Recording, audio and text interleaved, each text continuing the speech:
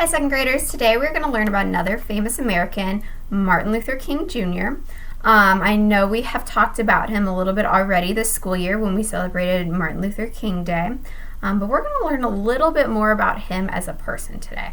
So we're going to read this book called I Am Martin Luther King Jr. It is part of the Ordinary People Change the World series. It was written by Brad Meltzer and illustrated by Christopher Iliopoulos, and it was published by Dial Books for Young Readers. So let's get started. I am Martin Luther King Jr. When I was little, I used to get into a lot of accidents. One day, my little brother hit me in the head with a baseball bat. 2 other times, I mistakenly got knocked over by a car. Another day, I tumbled over our banister, then bounced through an open door into the basement. Whoa, amazing fall! You okay? Bam! I'm okay! No matter how many times I fell, I kept getting back up.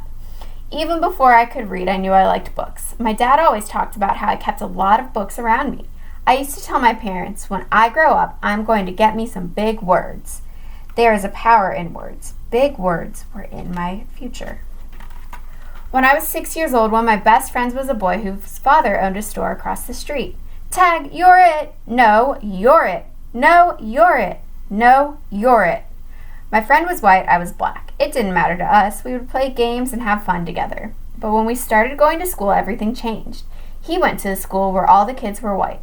I went to a school where everyone was black. Soon after, he told me, I can't play with you anymore. Why? My dad said so. He doesn't want us being friends. But why? You're one of my best friends. Aren't you? Aren't you? I didn't understand. It didn't make sense. At dinner, my parents explained, it's because you're black and he's white. I was so mad that day. How could someone treat me differently just because of the color of my skin? I wanted to hate my friend and his father, but my parents told me to do the opposite, that I should love my friend even though he hurt me. They taught me that it's better to have more love in your heart, in your life, than more hate. Then, my mother taught me one of the most important lessons of all. You are as good as anyone. You must never feel that you are less than anyone else. I wanted to believe it, but every day I saw the opposite. I saw you could be treated unfairly just because of the color of your skin. If you were white, you went to a good school with great playgrounds and plenty of books. If you were black, your school was small, sometimes with no desks or even windows. Check it out, a playground! Check it out. Where's our playground? It wasn't just the schools. Black people had to use different water fountains, different elevators, even different bathrooms. In fact, on a hot day when everyone wanted ice cream, if you were white, you could sit at the counter and eat from a nice dish. But since I was black, if they served me at all, it was through a side window and they put my ice cream in a flimsy paper cup. This ice cream is perfect. This ice cream is melted. It got even worse when I was 14. I had just won a speech competition. My speech was about being fair to all people. I was so excited that on the bus ride home, a few white people got on board. You need to give up your seats to the whites. At first I stayed put, but it didn't seem fair, but my teacher convinced me to move. We spent the rest of the ride standing and getting tossed in every direction. It was the angriest I have ever been. Every day this is what life was like. Black people were treated terribly. The only question was, what could I do about it? At the age of 15, I started college. By 19, I became a minister and entered seminary school to study religion. Over those years, I read the works of Henry David Thoreau and Mahatma Gandhi. Thoreau taught me about civil disobedience, how an evil system could be changed without violence. Gandhi opened my mind to the power of nonviolent resistance. What's that? Love. It's using love and peaceful methods to change unfair things in society. It was a lesson I wanted to share with everyone. In no time at all, I got my chance. In Alabama, a black woman named Rosa Parks was told to give up her bus seat to a white man. It was just like what happened to me. But unlike me, Mrs. Parks refused. She was arrested. Early the next morning, I got a phone call from a local community leader. It's time to take a stand. We should boycott the buses so everyone knows that we won't accept this treatment anymore. You know that's not going to be easy. Do not ask if it's easy. Ask if it's right. It was just like Thoreau taught. Instead of using violence to protest the unfair rules, black people would use a peaceful method. We would not ride the public buses. Without our money, the bus companies would go out of business. Now the only question is, would it work? On the first day of the protest, my wife called me to the window. "The buses are all empty. It's working." We had to keep it going. As the head of the bus boycott, I gave one of the most important speeches of my life.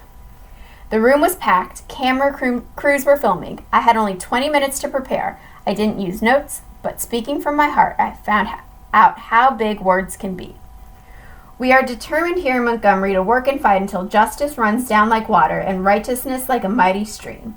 When the history books are written in the future, somebody will have to say there lived a race of people, a black people, who had the moral courage to stand up for their rights. The police put me in jail saying I was breaking the law. Other folks bombed my house, but instead of using my fists, I kept calm.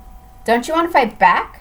I am a man of nonviolence, and I know that I do not stand alone. We are with you all the way, Reverend. If no one rides these buses, we'll go out of business. You're finally getting that, huh? For more than a full year, every black person in the city and some white people too refused to ride the buses. That meant some people had to walk for miles, but they kept going. There was a power in standing together. Eventually, our peaceful protest worked. The rules were changed. Public buses could no longer separate people based on the color of their skin. That was only the beginning. Soon our peaceful protests sparked other peaceful protests. At lunch counters, college students organized sit-ins where they would not stop until everyone could eat together. Our methods of nonviolence were so powerful, I was invited to meet with the president at the White House. But sometimes the hardest problems were right at home. "Daddy, look, an amusement park. Please, can we go?" "I'm sorry, Yoki, we can't. Funtown is not open to black people." Seeing my daughter cry was one of the most painful moments of my life. It only made me work harder for change. Was it easy? Absolutely not. During one protest in Birmingham, Alabama, the police again arrested me and locked me in a dark jail cell that had only one window. Someone slipped me a newspaper in which white religious leaders had written an article calling us lawbreakers. Someone then snuck me a pen. In that jail cell, I wrote my own response in the margins of the newspaper and even on toilet paper. My letter from Birmingham jail was soon published as a pamphlet. Then it was in magazines and newspapers. Today it has been read by millions of people. Like I said, it is amazing how big words can be. Our message was so important even kids your age joined us. In Birmingham during the Children's Crusade, more than 1,000 kids, some as young as 6 years old, showed up to march. What do you want? Freedom? The first day, the police arrested 900 of them. The next day, 2,500 children showed up ready to go to jail. This was our finest hour. Enraged that we were not giving up, the chief of police told the firemen to spray the children with water hoses and attack them with dogs. They thought it would stop us, but instead, as the whole country watched on TV what they were doing to our children, it was a wake-up call for the nation's conscience. How can they treat little kids like that? That's not right. We need to help them. 90 days later, the rules began to change. Now, blacks and whites in Birmingham were using the same lunch counters, water fountains, and restrooms. You could feel it in the air. More change was coming. Freedom was contagious. By the summer of 1963, an estimated 1 million Americans held their own protests in cities across the country. A man named A. Philip Randolph suggested a massive march. If we march together peacefully, they won't be able to ignore us. Together, we can convince Congress and the President to pass laws so that no one in America can treat people differently based on skin color. I like the idea. Where should we have it? There's only one place. People came from almost every state. They came in nearly every form of transportation. They even took off work and did not get paid just to be there. Old people, young people, black people, white people, even children like you. They all came to Washington, D.C., gathering in a righteous army. Why? Because they wanted a change, and they knew the surest way to change the world is to stand together. I am happy to join with you today in what will go down in history as the greatest demonstration for freedom in the history of our nation. On August 28, 1963, I stood at the podium and spoke what some later called my biggest words of all. I have a dream that my 4 little children will one day live in a nation where they will not be judged by the color of their skin, but by the content of their character. I have a dream that one day little black boys and black girls will be able to join hands with little white boys and white girls as sisters and brothers. Let freedom ring from every mountainside. Let freedom ring. After the March on Washington, the President and Congress passed new laws for civil rights, but that didn't mean our work was done. Instead, our greatest battle was still to come. It began with 600 activists as they tried to walk 54 miles from Selma, Alabama to the state capital of Montgomery. Back then, there were rules that stopped black people from voting. If you want to change the laws, you have to be able to vote for new people who make the laws. We're marching to tell the governor we want voting rights. This brutality must end. No matter what, don't let them pass. The police had billy clubs and tear gas. They attacked our group and knocked many people down, but as I learned so long ago, you have to get back up. No matter how hard they hit us, we remained peaceful. Still, we didn't get through. 2 days later, we tried again. Now there were 2,500 of us. We will get to Montgomery. No, you won't. I promise you won't. Once again, we tried. Once again, we did not get through. Did we give up? What do you think? It was Sunday, March 21st, 1965, our third try. Now we had 8,000 people with us. We are on the move. We shall overcome. Check out the crowd. Black, white, Christian, Jewish, all standing together. For 2 days we marched. Rain could not stop us. The world was watching. The White House was too. President Johnson even sent troops to protect us.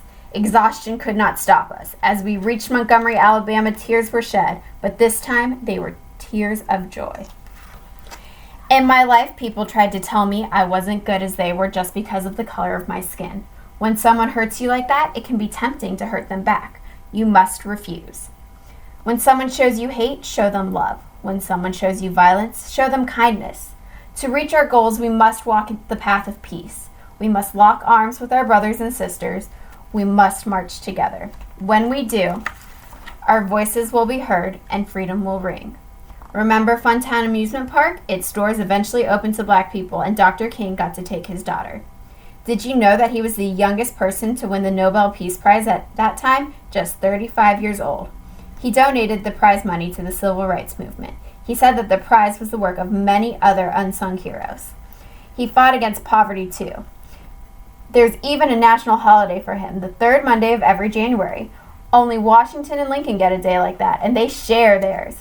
It's a day to remember how far we've come and how much more work there is to do. I am Martin Luther King Jr. I stand for peace. I stand for justice. I stand to help others. I stand as proof that no matter how hard the struggle, we must fight for what is right and work to change what is wrong. Whatever struggle you face, no matter how hard it gets, you must always move forward. I am proof of this. If we rise up, if we stand together, if we remain united, nothing can stop our dream. The end. I'll see you guys again soon. I hope you enjoyed that.